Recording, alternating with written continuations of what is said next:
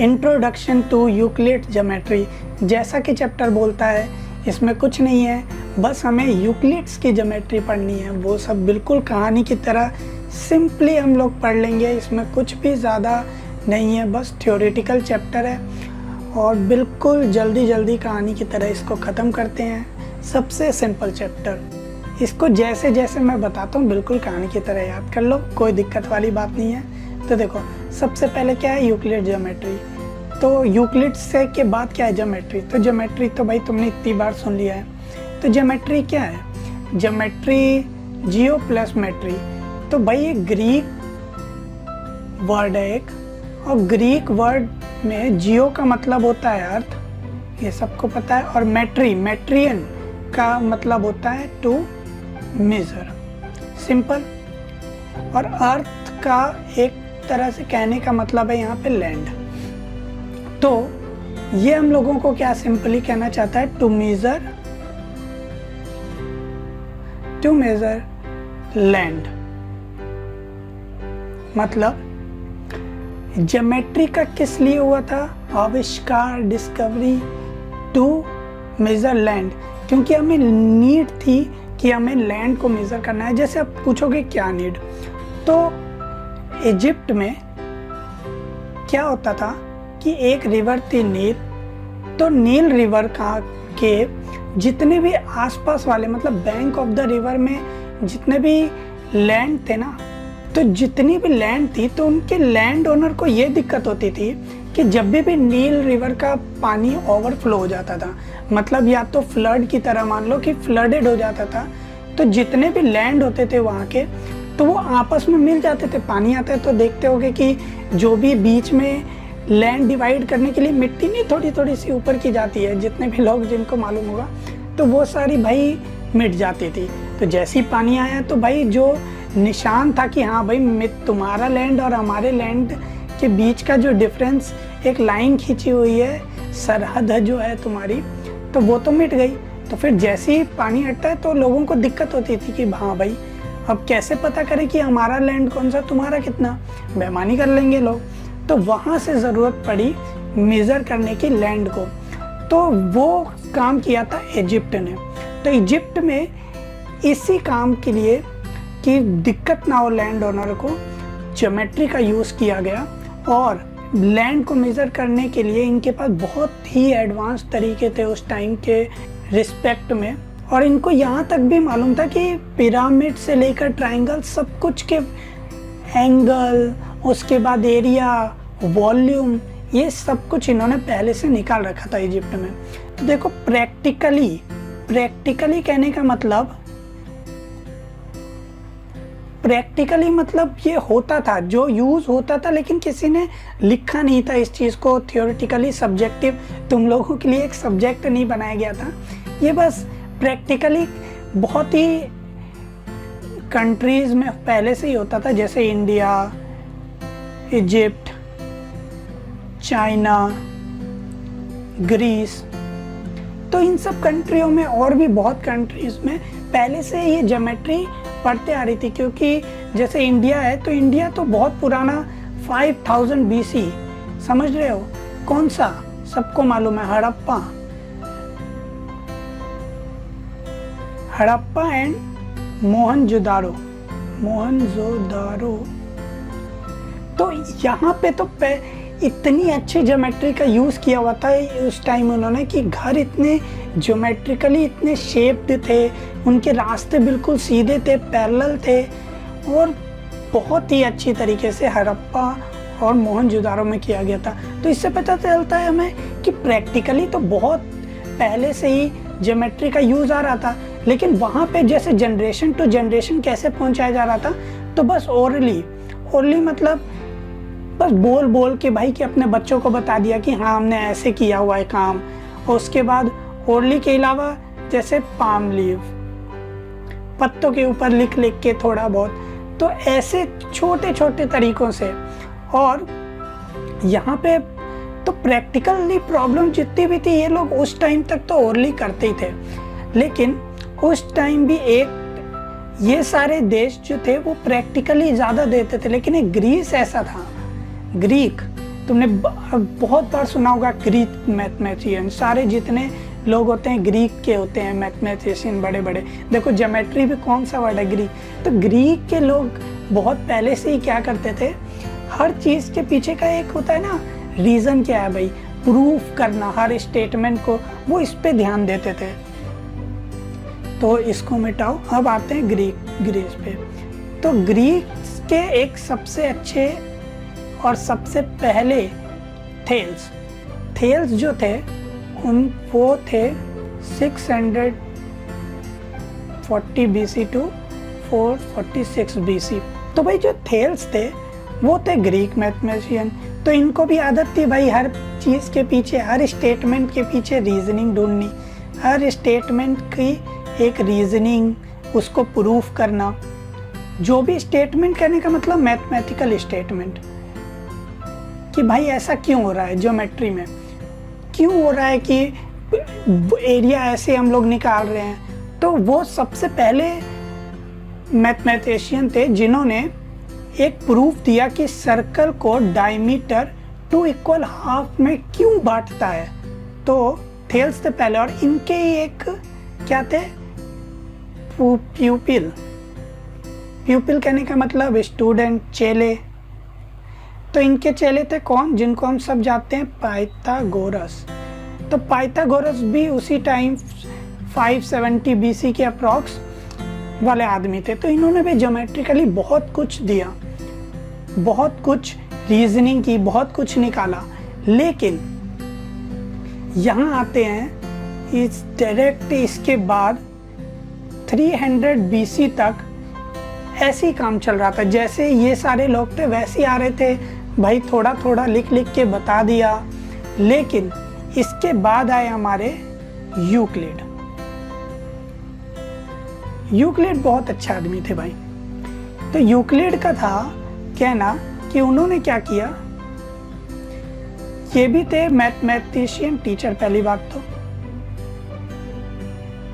और ग्रीस के भाई ग्रीक। तो इन्होंने ही क्या किया, एक अपनी जितनी भी नॉलेज अभी तक ज्योमेट्री से लाई गई थी सबको एक अपने एलिमेंट्स नाम के ट्रीसिस में लिख दिया। ट्रीसिस कहने का मतलब जैसे निबंध, ये सब कोई बड़ी चीज होती है ना, जो अच्छे से लिख देना हर चीज के बारे में बहुत अच्छे से। तो उन्होंने ट्रीसिस लिखा, किस नाम का, एलिमेंट्स नाम का। और एलिमेंट्स में 13 चैप्टर्स थे, और हर एक चैप्टर जो था वो एक बुक था, वो एक बुक में कन्वर्ट हुआ बाद में। तो यूक्लिड जो थे उन्होंने सबसे पहले जितनी भी चीज़ें थी ज्योमेट्री को, उसमें क्या, उसको अच्छे से लिखा एलिमेंट्स नाम के अपने बुक में, और अभी तक हम उसी को पढ़ते हैं। तो इसीलिए यूक्लिड कौन थे, हमारे father of geometry, father of geometry. तो और ये चैप्टर भी किनके नाम से, यूक्लिड ज्योमेट्री। तो हमें एक्चुअली पढ़ना भी यही है, जो उन्होंने बुक में एलिमेंट्स में लिखा ना, उन सबको अभी थोड़ा थोड़ा देखना है। और आगे भी जो भी हम लोग चैप्टर पढ़ेंगे उसमें जितने भी चीज़ें होंगी ना, जहाँ हम प्रूफ कर रहे होंगे, वो सब कुछ तो कहीं ना कहीं इनसे रिलेटेड है। तो ये तो थी हिस्ट्री की पार्ट भाई। तो अब आते हैं हमारा मेन पार्ट पे। तो मेन पार्ट है यूक्लिड्स ने अपने एलिमेंट्स बुक में क्या क्या चीज़ें दी। तो डेफिनेशन दी, एक्सियम्स दी और पोस्टुलेट दिया। अब एक एक करके पहले समझते हैं ये सब क्या है। तो देखो पहले होता है कि डेफिनेशन, सब कुछ होता है किसी स्टेटमेंट के फॉर्म में। तो स्टेटमेंट क्या होता है, तो स्टेटमेंट वैसे इंग्लिश लैंग्वेज में क्या, कोई भी सेंटेंस तुमने अपने आवाज़ में बोल दिया तो हाँ तुम एक स्टेटमेंट ही दे रहे हो। लेकिन खैर बहुत लोग बोलते हैं कि स्टेटमेंट इंग्लिश में मतलब वो वाले स्टेटमेंट से कनेक्ट कर लो, जैसे पुलिस स्टेटमेंट लिख रही है। तो ऐसा नहीं है, ऐसा कुछ नहीं है, ज़रूरी नहीं है कि वही स्टेटमेंट है। लेकिन मैथमेटिकल स्टेटमेंट का मतलब होता है कि या तो जो चीज़ बोली गई या तो वो ट्रू होगी या तो फॉल्स होगी। कहने का मतलब कि स्टेटमेंट वही चीज़ हो सकती है या तो वो ट्रू हो या तो फॉल्स हो, या तो सही हो या तो गलत हो। ऐसा कोई सेंटेंस स्टेटमेंट नहीं होगा जिसको हम जज नहीं कर सके। जैसे मैं कहूँ आज सुबह बारिश हुई, तो बताओ अब इसमें ये स्टेटमेंट हो है या नहीं है? नहीं है। क्यों? क्योंकि यहाँ आज इंक्लूड हो गया। आज तो भाई अब आज का हमें कोई फिक्स तो नहीं है नहीं, आज क्या है। अभी मैंने बोला तो आज मंडे है, लेकिन अभी 3 दिन बाद आज कुछ और होगा, तो ये फिक्स्ड नहीं है। तो ये ट्रू है या फॉल्स है इसको हम जज नहीं कर सकते हैं टाइम के अनुसार। लेकिन यही अगर डेट बता दिया जाए, टाइम इंक्लूड कर दिया जाता है इसमें, तो हम लोग एक तरह से जज कर सकते थे, हाँ भाई इस दिन उस टाइम को बारिश हो रही थी या नहीं हो रही थी। तो ऐसी भी कोई भी चीज़ हमेशा याद रखो जिसको तुम लोग जज कर सको कि या तो ये सही है या तो गलत है, तो स्टेटमेंट उनको कहते हैं। तो अब यहाँ से बहुत चीज़ें स्टेटमेंट में बात होगी। इसके बाद आता है डेफिनेशंस। डेफिनेशन करो, सबको मालूम है, किसी चीज़ के बारे में डिफाइन करना कि भाई वो क्या है। और फिर आता है एक्सियम्स।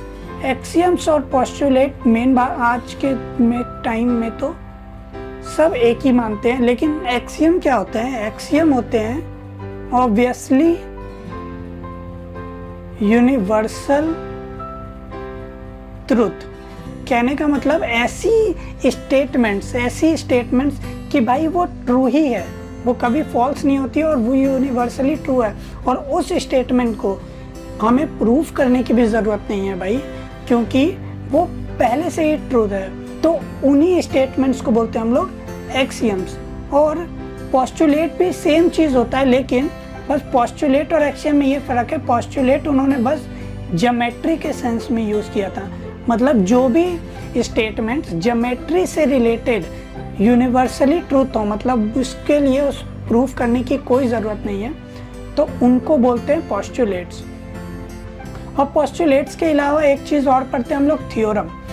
तो थ्योरम या प्रोपोजिशन, एक्चुअली प्रोपोजिशन इसलिए क्योंकि उन्होंने अपने बुक में थ्योरम को प्रोपोजिशन नाम से यूज़ किया हुआ था। तो थ्योरम या प्रोपोजिशन ऐसी चीज़ें होती है जिनको प्रूफ की ज़रूरत पड़ती है। वो ट्रू भी हो सकते हैं, फॉल्स भी। तो प्रूफ चाहिए कि भाई ट्रू है तो क्यों है, और इसको प्रूफ करने के लिए हम लोग यूज़ करते हैं किनको? एक्सियम्स और पोस्टुलेट्स को, क्योंकि ये तो यूनिवर्सली ट्रूथ है, मतलब ये तो हमेशा ट्रू ही होगा ना। तो इसीलिए प्रूफ करने के लिए हम लोग किस चीज़ का यूज़ करते हैं? एक्सियम और पोस्टुलेट्स का। तो अब यूक्लिड जो थे, जिन्होंने अपने एलिमेंट्स बुक में डेफिनेशन, एक्सियम, पोस्टुलेट्स और थ्योरम्स, प्रोपोजिशंस ये सब दिए तो स्टेटमेंट्स के थ्रू, लेकिन सबसे पहले इन्होंने अब्स्ट्रैक्ट मॉडल का यूज़ किया। अब्स्ट्रैक्ट मॉडल कहने का मतलब जैसे जब भी कोई चीज़, जैसे तुम लोग पहचानते हो कैसे, जैसे ये घर है, ठीक है, उस घर को देख के हमने एक मॉडल बनाया कि हाँ ये घर जो है क्यूब शेप का है, क्यूबॉइड शेप का है। तो ऐसे करके जब हम लोग रिलेट करते हैं, तो यूक्लिड जो थे हमेशा ऐसे ही सीखते थे कि हाँ भाई जैसे कोई घर है तो वो क्यूबॉइड शेप का है। ऐसे ऐसे करके उन्होंने अपनी बुक्स को लिखा था। तो अब देखो, तो सबसे पहले उन्होंने देखा था कि भाई एक होता है हमारा सॉलिड ऑब्जेक्ट। सॉलिड ऑब्जेक्ट जैसे कोई भी ऑब्जेक्ट है, वॉल्यूम भी उसका मेज़र कर सकते हैं, उसका शेप भी देख सकते हैं और सब कुछ देख तो सकते हैं, उसको वेट भी कर सकते हैं। तो इस सॉलिड शेप की ये खास बात है। और सॉलिड शेप का अगर हम लोग बाउंड्रीज देखें, ये है बाउंड्री। तो बाउंड्री जो है, सरफेस जो है ये जो सरफेस है उसको उन्होंने अलग से डिफाइन किया कि ये एक सरफेस है जो कि होगा क्या हमारा 2D फॉर्म सरफेस, और ये था सॉलिड 3D फॉर्म। 3D कहने का मतलब 3 डायमेंशनल। और उसके बाद सॉलिड से क्या कन्वर्ट हुआ, ये 2D डायमेंशनल जो है सरफेस क्या है, इसकी बाउंड्री पे है। एक तरह से कह सकते हो कि बहुत सारे सरफेस को जोड़ के क्या बन रहा है, 3D मॉडल। ये बाउंड्री है ना, तो देखो एक सरफेस, फिर इसके ऊपर एक और सरफेस, ऐसे करके क्यूबॉइड बना होगा। अगर इसका विड्थ जैसे W है, तो मान लो कि W सरफेसेस जोड़े गए तो ये क्या बना हमारा, एक 3D मॉडल जो कि है सॉलिड। और सरफेस के बाद वो आए लाइन पे जो कि है 1 डायमेंशनल। और फिर ऐसे ही उन्होंने देखा कि सरफेस का वो बाउंड्रीज किस चीज़ से बनी हुई है, लाइन से। ये देखो ये लाइन ही है, और बहुत सारे लाइन को मिला के क्या बना होगा, सरफेस। और सरफेस के बाद आइए टू 0D। 0D में कहने का मतलब नो डायमेंशन, इसका कोई डायमेंशन नहीं है, वो है पॉइंट।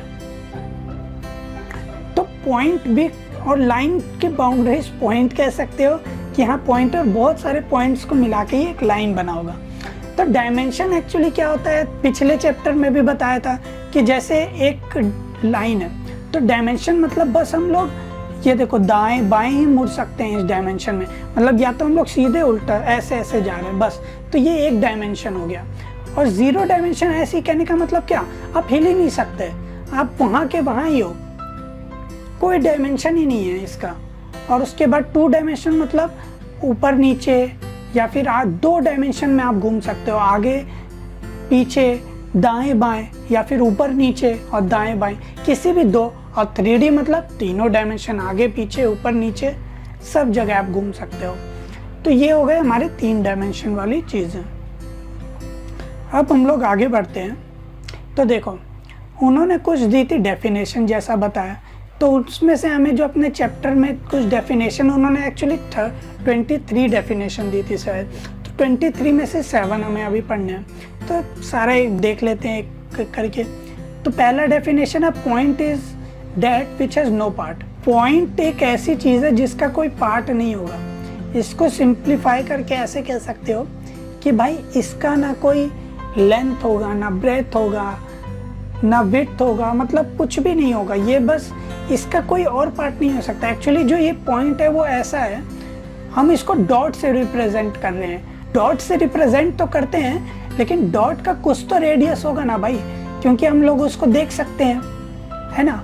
लेकिन पॉइंट क्या चीज़ है जिसका कोई पार्ट नहीं है, वो नो डायमेंशन मतलब सर्कल विद नो रेडियस, मतलब बिल्कुल छोटा छोटा छोटा एक पॉइंट उसको कहते हैं जिसका कोई पार्ट ही ना हो भाई। इसको डिवाइड नहीं कर सकते हम लोग आगे, ठीक है। लाइन क्या होता है, ब्रेथलेस लेंथ। अब ब्रेथलेस कहने का मतलब समझ रहे होगे, अगर सरफेस है तो इसका ब्रेथ भी है कुछ भाई, ठीक है, और ये लेंथ है, तो अब इसका ब्रेथ क्या कर दो, लिमिट 0, मतलब इसको 0 कर दो, तो ये एक लाइन ही बचा ना, मतलब इसका कोई ब्रेथ नहीं है, तो उसको कहते हैं लाइन। अब the ends of line are point. एक उन्होंने डेफिनेशन दी कि भाई लाइंस के जो एंड्स होंगे वो पॉइंट्स होंगे, ये भी पता है। तो ये हमें बस डेफिनेशन तुम्हें ऑटोमेटिकली पता है, बस नोटिस करवाया जा रहा है कि आज के टाइम में यूक्लिड्स ने जो उस टाइम बोला था उससे रिलेट किया जा रहा है। अब straight line is a line which lies evenly with the points on itself. इसका मतलब यही हुआ कि अब भाई जो बहुत सारे पॉइंट्स इवनली डिस्ट्रीब्यूट हुए ऐसे, तो वो क्या हो गए, स्ट्रेट लाइन का फॉर्म हो गया बहुत सारे। जब अब देखो a surface is that which is length and breadth only, तो अब सरफेस क्या है जिसका लेंथ और ब्रेथ होता है। एजेस ऑफ सरफेस क्या होंगे, लाइन होंगे, और plane surface is surface. And अब वैसे ही जैसे लाइन पॉइंट से बना, ये सारी चीज़ें बस डेफिनेशन है जो कि मैं पिछले में भी बता चुका हूँ। अब सिंपली आगे बढ़ा जाए। अब उन्होंने क्या दिए, कुछ एक्सियम्स, वो थे डेफिनेशंस। अब एक्सियम्स क्या होते हैं, यूनिवर्सली ट्रूथ, जिनको प्रूफ करने की जरूरत नहीं है, ये स्टेटमेंट्स हमेशा ट्रू ही होंगे। और एक्सियम्स की एक खास बात क्या है, ये बस मैथ से रिलेटेड नहीं है, रियल वर्ल्ड में भी इसका यूज कर सकते हैं कि हाँ भाई ये चीज़ तो होगी। तो एक्सियम क्या है, things which are equal to the same thing are equal to one another. तो मैथमेटिकली इसका कहने का सिंपल मतलब ये हुआ कि अगर a is equal to B है और b is equal to C है, तो a इक्वल टू सी होगा। समझ में आ गया। तो मतलब ये सिंपल चीज़ इन्होंने कहा। अब इसका रियल वर्ल्ड में भी अगर तुमको ढूंढ सकते हो तो ढूंढ लो। अब एक तरह से कह सकते हो कि अब जैसे अब कहो कि 5 रुपए का एक मैंगो आता है, मान लो ये मैंगो है, आम ऐसे मान लो मैंगो, और एक और टॉफ़ी भी आती है, एक टॉफ़ी भी आती है। तब देखो 5 रुपए की वैल्यू इस मैंगो की भी है, एक आम की, और इस टॉफ़ी की भी है। इसका मतलब mango is equal to 5 rupees value और टॉफ़ी की भी वैल्यू 5 रुपीज़। तो मैंगो और टॉफ़ी की वैल्यूज क्या हो गई, इक्वल हो गई। सिंपली इसका कहने का मतलब ये हुआ। तो if equals are added to the equals the wholes are equal. अब इसका मैथमेटिकल मतलब क्या हुआ कि मान लो a is equal to B और c is equal to d, तो फिर a plus C is equal to B plus D. Simply इसका कहने का मतलब इक्वल्स, ये इक्वल दो हैं और ये दो इक्वल है, अगर इन दोनों इक्वल्स को क्या किया, ऐड किया, तो ये दोनों भी क्या है, इक्वल है। ये देखो कैसे घुमा गया। तो मतलब यही है इसका मैथमेटिकल मीनिंग। अब ऐसे इक्वल्स आर सब्ट्रैक्टेड, तो A is equal to B, C is equal to D, तो A minus C and B minus D are equal. अब things which coincide with one another are equal to one another. मतलब एक circle ये है, एक circle ये है, तो अगर ये सर्कल इसको कोइंसाइड कर जाए, मतलब अब इस सर्कल के ऊपर एक और सर्कल आ जाए, ठीक है, तो ये मतलब आपस में कोइंसाइड हो गए, मतलब बराबर है, तभी तो इसके ऊपर ये कोइंसाइड हो गया, ये इसके इक्वल हो गया। हम लोग इसको एक्टिविटी के एनिमेशन के थ्रू देख लेंगे तो इजीली समझ आ जाएगा, इसको देख लेंगे हम लोग। अब क्या है, the whole is greater than a part, मतलब कि जैसे मान लो कि ये एक स्क्वायर है और इसका पार्ट है एक और स्क्वायर, तो ये स्क्वायर होल जो स्क्वायर है ये इससे बड़ा ही होगा ना, बस सिंपल यही कहने का मतलब है।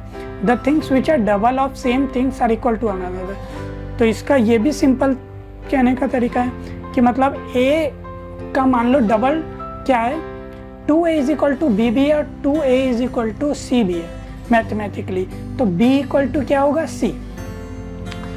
तो ये उन्होंने जब कहा था तब कहोगे ये कितनी सिंपल चीज़ है, तो उस टाइम भाई, उस टाइम इतने तुम जैसे समझ ज़्यादा दिमाग वाले लोग नहीं थे। और दूसरी बात, ये सारी चीज़ें याद रखो, ये एक्सियम्स हैं, कहने का मतलब ये मैथमेटिकली इजीली पता चल रही है, लेकिन ये रिलेटेबली क्या है, वर्ल्ड के लिए है, किसी भी चीज़ पे अप्लाई होती है ये। तो ऐसे अब क्या हाफ्स के लिए भी कह दो ये चीज़। अब आगे देखते हैं। तो अब आते हैं हम लोग पोस्टुलेट में। पोस्टुलेट क्या थे कि जो यूनिवर्सली ट्रूथ भी हो और जो ज्योमेट्री से रिलेटेड हो। तो जैसे पहला क्या है, स्ट्रेट लाइन में be drawn from one point two another point. अब जैसे पी पॉइंट है एक और एक क्यू पॉइंट है, ठीक है, तो इस दो पॉइंट से कोई भी एक स्ट्रेट लाइन पास होगा सिंपली। तो ये पोस्टुलेट जो है ना, ये एक एक्सियम से रिलेट करता है, एक्सियम जो कि यूनिवर्सली ट्रूथ हो। तो वो एक्सियम क्या था कि two distinct points there is a unique line that passes through them. मतलब अगर दो पॉइंट है तो बस एक ही लाइन हो सकती है जो इन दोनों पॉइंट से क्रॉस करेगी, और इसके अलावा कोई दो, जैसे ये देखो पी क्यू है तो कितने सारे लाइन्स है, लेकिन एक ही लाइन जो है वो दोनों से क्रॉस कर रही है, ठीक है, तो बस एक ही लाइन पॉसिबल है। अब आगे देखते हैं। अब दूसरा पोस्टुलेट सिंपली ये कहता है कि भाई एक लाइन सेगमेंट, मान लो एक लाइन है टर्मिनेटेड, मतलब ए और बी पॉइंट पे जो टर्मिनेट हो रहे हैं, अब इसको हम लोग आगे कितनी भी दूरी, इनफाइनाइट, जहाँ तक चाहे वहाँ तक आगे खींच सकते हैं, जो कि हमारा रे था एक, कि मतलब ये लाइन अब हम आगे कितना भी स्ट्रेट खींच सकते हैं, कितने आगे भी, सिंपली है। अब पोस्टुलेट 3 क्या ऐसी, a circle can be drawn with any centre and any radius. मतलब अगर हमें कोई एक सेंटर और उसका रेडियस दे दिया जाए तो हम लोग एक सर्कल ड्रॉ कर सकते हैं, और जितने भी राइट एंगल जो होंगे वो equal to one another. Postulate 4 मतलब कि कहीं भी एंगल अगर 90 डिग्री है तो वो सेम ही होगा। तो इसका सिंपल, अब देखो जितने भी अभी तक एक्सियम पोस्टुलेट थे वो तो बहुत सिंपल थे, वो मुश्किल से ही कहीं पूछे जाएंगे, लेकिन पोस्टुलेट 5 सबसे इम्पोर्टेंट और यही चीज़ तुम्हें याद भी रखनी है। तो अब पोस्टुलेट 5 क्या कहता है कि if a straight line following on to straight line makes the interior angle of the same side. तो देखो इसका सिंपल कहने का मतलब ये है कि ए बी लाइन है और सी डी लाइन है मान लो, तो दो स्ट्रेट लाइन जो है उस पर एक ए और स्ट्रेट लाइन फॉल हो रहा है पी क्यू, दो स्ट्रेट लाइन है उस पर एक और क्या हो रहा है, स्ट्रेट लाइन फॉल हो रहा है पी क्यू। तो जो फॉल हो रहा है पी क्यू लाइन वो दो इंटीरियर एंगल बनाएगा। इंटीरियर मतलब वो सेम साइड में बना रहा है, सेम साइड में क्या होंगे एंगल दोनों, स्मॉलर देन 90 डिग्री। तो वो जो साइड होगी ना, उसी साइड पे ये जो लाइन है ना वो जाके आपस में मीट करेंगे। समझ में आ गया कि मतलब जब भी एक स्ट्रेट लाइन दो स्ट्रेट लाइन पे फॉल हुआ तो सबसे पहली बात वो क्या बनाएगा, एक इंटीरियर एंगल्स बनाएगा। दो इंटीरियर एंगल कहने का मतलब क्या, ये वाले अंदर वाले एंगल, और वो एंगल क्या होंगे 90 डिग्री से कम जब होंगे तब उस साइड जो होगा वो दो लाइन अगर हम लोग और एक्सटेंड करें इनडेफिनेटली तो वो कहाँ करेंगे, एक पॉइंट पे कहीं ना कहीं मीट करेंगे। किस साइड पे, उसी साइड पे। इसके कहने का मतलब ये है। तो अब हमारा एग्जाम्पल 1 है कि बताओ कि if A B C are 3 points on a line और बी लाई करता है ए बिटवीन ए सी, तो प्रूव करो ए बी प्लस। तो ये तो सिंपली प्रूव्ड है कहोगे। इसमें प्रूफ क्या करना है, तो सिंपली आपको इसमें बस एक्सियम के थ्रू कोई एक्सियम देख के बताना है कि हाँ किस एक्सियम के हिसाब से ये चीज़ इक्वल है। तो देखो जो हमारा एक फोर्थ एक्सियम था उसमें क्या था कि जब भी कोई दो चीज़ें कॉन्साइड कर रही है अपने ऊपर में, तो वो क्या होती है, इक्वल होती है। तो यहाँ देखो AC के ऊपर क्या कॉन्साइड कर रहा है, AB प्लस BC लाइन, इसका मतलब क्या है, वो इक्वल है। बस आपको इतना लिखना है। ये क्वेश्चन पूछा तो नहीं जाएगा, मतलब उस एक्सियम का यूज़ बता रहे हैं। अब आगे देखते हैं। अब ऐसे प्रूफ करो कि equilateral triangle can be constructed on any given line segment. ये सिंपल चीज़ क्या है कि AB एक लाइन है, उससे अब बताओ कि किसी भी लाइन अगर AB तुम्हें दे दी जाए तो एक इक्विलैटरल ट्रायंगल ड्रॉ हो सकता है। तो कैसे हो सकता है, यहाँ से क्या करो भाई, एक सर्कल खींच दो AB डायमीटर लेके, और उसके बाद A से एक सर्कल खींच दो। जैसे यहाँ एक आर्क ले लिया है, इसको AB को लेके एक आर्क लिया, और फिर इस साइड से पहले A पॉइंट से एक आर्क लिया, फिर B पॉइंट से एक आर्क ले लिया, B पॉइंट से प्रोटेक्टर यूज़ करके एक आर्क, और फिर A, और ये दोनों मीट कहाँ हो रहे हैं, C। तो ये जहाँ पे मीट हो रहे हैं वो क्या हो गया, इक्विलैटरल ट्रायंगल। क्यों हो रहा है इक्वल, तो देख लो एक तरह से आर्क कहने का मतलब क्या, ये वाला जो है ये एक सर्कल हो रहा है, और सर्कल है अगर तो रेडियस क्या होंगे, इक्वल होंगे। तो AB और AC क्या है, दोनों रेडियस है, तो AB is equal to AC, AB is equal to AC।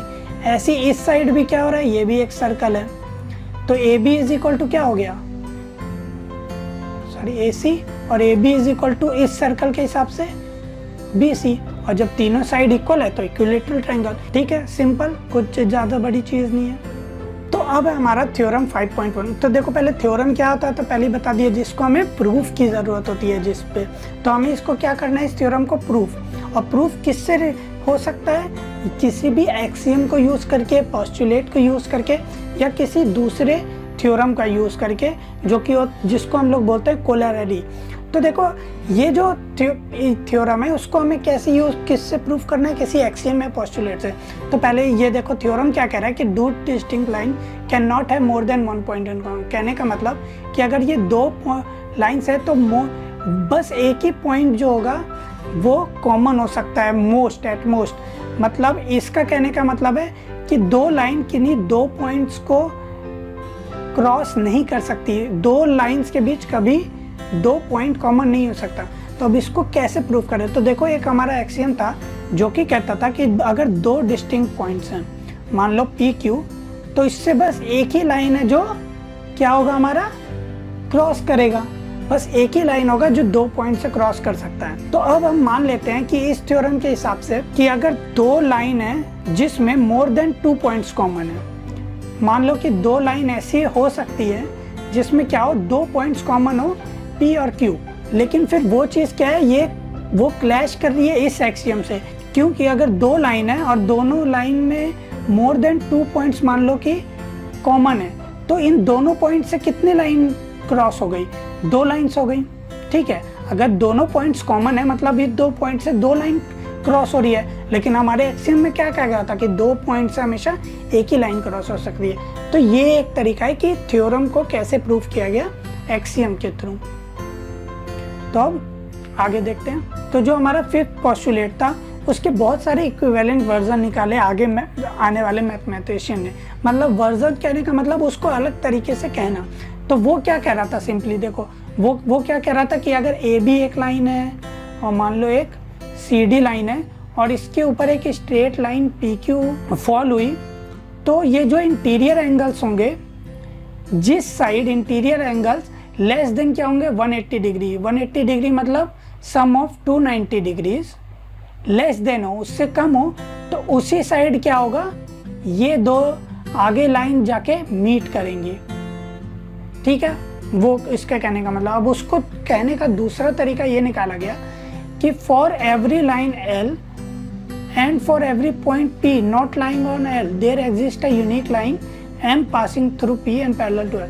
कहने का मतलब कि एक लाइन L है और एक पॉइंट P है, एक पॉइंट P है और एक लाइन L है, तो जो कि और पॉइंट P जो है L पे लाइन नहीं कर रहा है, ठीक है, एक लाइन एल है, एक पॉइंट पी है, और पॉइंट पी एल पे लाइन नहीं कर रहा है, तो एक ऐसी लाइन और ज़रूर एग्जिस्ट करेगी जो क्या होगी, जो कि पी से पास भी करेगी और पैरेलल होगी किसके, एल के। सिंपली कहने का मतलब है, और वो लाइन बस एक ही लाइन ऐसी एग्जिस्ट करेगी, एक लाइन बस ऐसी एग्जिस्ट करेगी।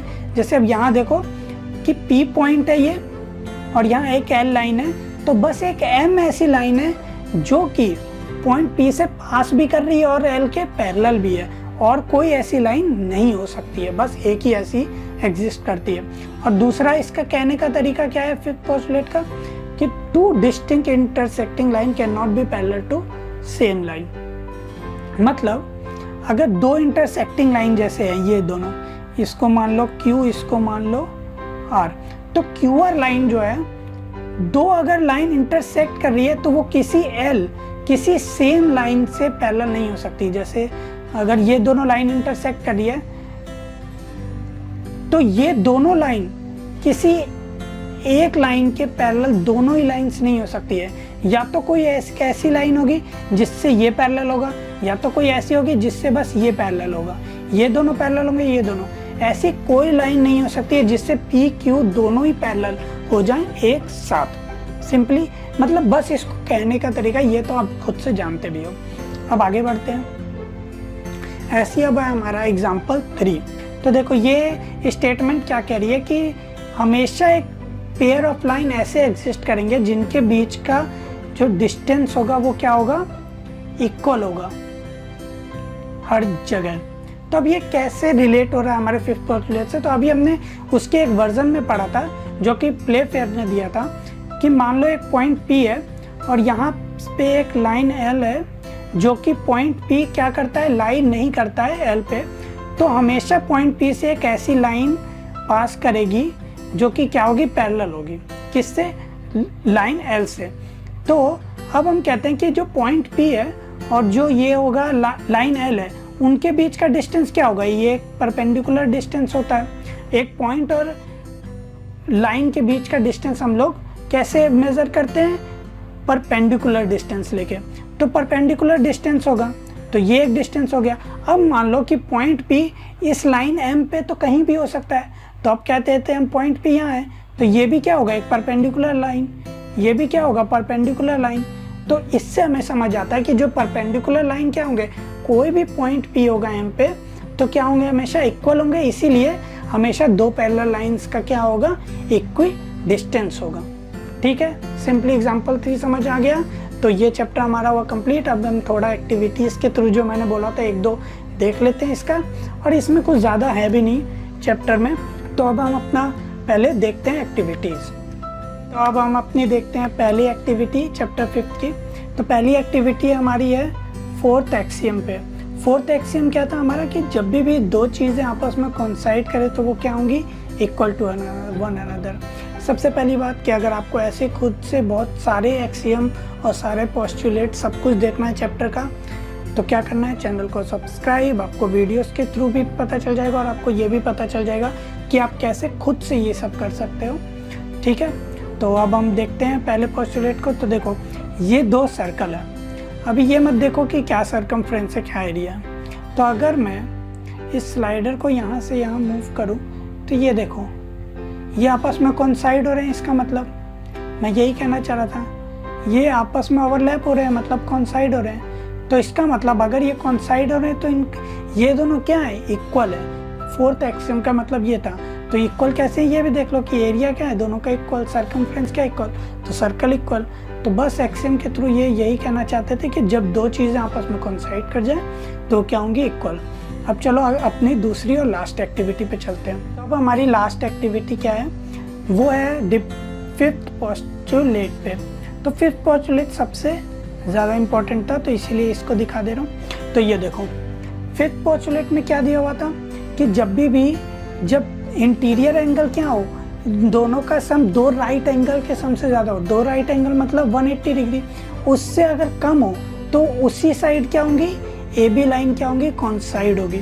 तो अब ये देखो, अगर मैं इसको देखूँ यहाँ से थोड़ा सा इसको कम कर दूँ तो ये क्या है, अभी 173 एंगल है, जब तक ये 180 तक नहीं जा रहा है तब तक मतलब क्या, अगर ये ए और बी क्या होंगी, कहाँ पे कोइंसाइड होगी, ये देखो यहाँ पे हो रही है, जब तक 180 से कम होगी ये मतलब कहाँ पे कोइंसाइड होगी, इसी साइड जिस साइड 180 से इंटीरियर एंगल का सम कम है। इस साइड मतलब क्या है ज़्यादा, अगर मुझे इस साइड करवाना है राइट साइड, अगर मुझे राइट साइड करवाना है कौन साइड, तो मैं क्या करूँगा 180 का सम क्या करूँगा, इस साइड ज़्यादा कर दूंगा तो ऑटोमेटिकली इस साइड कम हो जाएगा राइट साइड। तो चलो एक बार देखते हैं, अगर मैं इस साइड मुझे कौन साइड करवाना हो तो मैं क्या करूँगा, ये यहाँ पे, ये देखो अब राइट साइड कौन साइड हो रहा है, मतलब लेफ्ट साइड वाला इंटीरियर एंगल का सम क्या है 190 है, ये देखो यहाँ पे ये 190 डिग्री है, इसका मतलब राइट साइड वाला कम है सम के लिए। तो यही हमारा फिफ्थ पोस्टुलेट कहता है कि जिस side sum of interior angle कम होगी उसी साइड क्या होगा, वो लाइन कोइंसाइड करेगा। और इसी का 2 वर्जन पढ़े थे, तो उसमें से एक वर्जन क्या कह रहा था, हाँ तो अब ये फिफ्थ पोस्टुलेट का दूसरा वर्जन ये कह रहा था कि 2 लाइंस क्या हो जाएंगी, पैरेलल हो जाएंगी जब सम ऑफ इंटीरियर एंगल्स क्या हो जा रहा है 180 डिग्री या अप्रॉक्सीमेटली 180 डिग्री। इसका मतलब क्या है, दोनों लाइन पैरेलल है जब सम क्या हो जाए 180 डिग्री के इक्वल। और ये वाला एक्स ये वाला किसने कहा था, प्ले फेयर नाम के साइंटिस्ट ने, जिसने एक डिफरेंट वर्जन निकाला फिफ्थ पोस्टुलेट का। और भी बहुत सारे वर्जन थे कि एक पॉइंट से पैरेलल हो रहा है, ये दोनों लाइन पैरेलल हो रही है और क्या होंगे, डिस्टेंस हमेशा परपेंडिकुलर इक्वी डिस्टेंस।